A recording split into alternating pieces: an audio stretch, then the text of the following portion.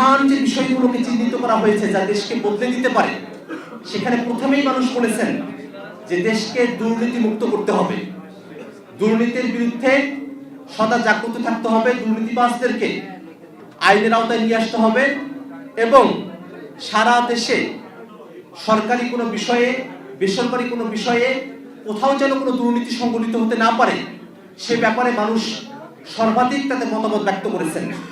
হাজারো রক্তাক্ত লাশের উপরে যে নতুন বাংলাদেশ এসেছে, এই নতুন বাংলাদেশে আমরা যে রাজনৈতিক দলটি করতে যাচ্ছি, এখানে ব্যক্তি স্বার্থ, গোষ্ঠী স্বার্থ, দলীয় স্বার্থের ঊর্ধ্বে বাংলাদেশের মানুষের স্বার্থ, বাংলাদেশের স্বার্থ প্রাধান্য পাবে।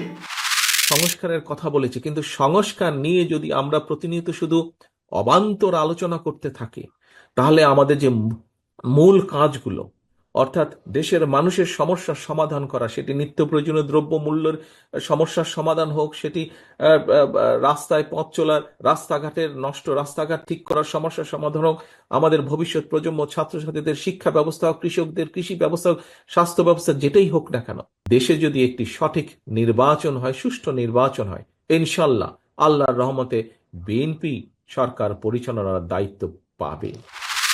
এক এক করে কারাগার থেকে সমস্ত রাজনৈতিক নেতারা মুক্ত হয়ে এসেছেন। আমরা সরকারের কাছে স্পষ্ট জানতে চেয়েছি, তিনি এখনো কারাগারে কেন?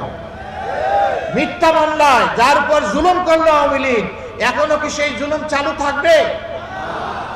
এই জন্য এই দলের একজন ছোট্ট দায়িত্বশীল হিসাবে আমি ঘোষণা করেছি যে আজহার ভাইকে ভিতরে রেখে আমি আর বাইরে থাকতে চাই না। সরকার যেন আমাকে গ্রেফতার করে কারাগারে পাঠানোর ব্যবস্থা করে।